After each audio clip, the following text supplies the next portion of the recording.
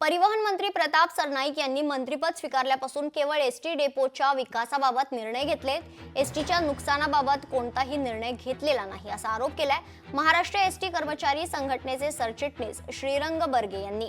परिवहन मंत्र्यांना धक्का देत मुख्यमंत्री देवेंद्र फडणवीस यांनी काही गोष्टी ओळखून एसटी अध्यक्षपदी संजय सेठी यांना नियुक्त केलंय। हे त्यांनी चांगलं केलं असून मी जाहीर समर्थन आणि आभार मानतो असं देखील बर्गे म्हणालेत।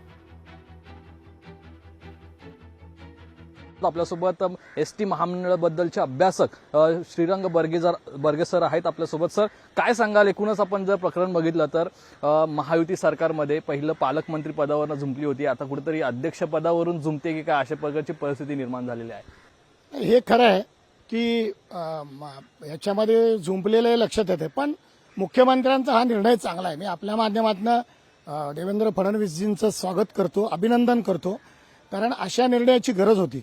कारण हे जे परिवहन मंत्री आहेत हे आल्यापासून त्यांनी जागा विकसित करण्यासंदर्भात 4 बैठका घेतल्या आणि त्याचे मिनिट्स काढायला ते घाई करतायत। ते म्हणजे मला काय कळत नाही आहे, आज एसटीकडे गाड्या नाही आहेत, अनेक एसटीच्या समोर स्थानक नूतनीकरणाची गरज आहे, चांगल्या गाड्या व्यवस्थित साफ स्वच्छतेची गरज आहे, आमचे कर्मचाऱ्यांचे रेस्टरूम आहेत ते स्वच्छ करण्याची गरज आहे, पीएफ कर्मचाऱ्यांचा थांबला आहे, ग्रॅज्युटी भरत नाही आहेत।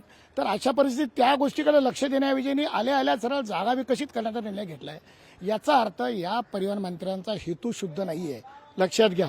आणि म्हणून मला असं वाटतं कदाचित फडणवीस साहेबांच्या हे लक्षात आलं असावं, म्हणून त्यांनी हा निर्णय घेतला आणि हा चांगला निर्णय आहे। कारण संजय शेट्टी हे अत्यंत चांगले अधिकारी आहेत आणि त्यांना या विषयातला खूप चांगला अनुभव आहे, ते सकारात्मक काम करणारे अधिकारी आहेत। त्यामुळे हा निर्णयाचा मी स्वागत करतो आणि मुख्यमंत्र्यांना धन्यवाद सुद्धा देतो।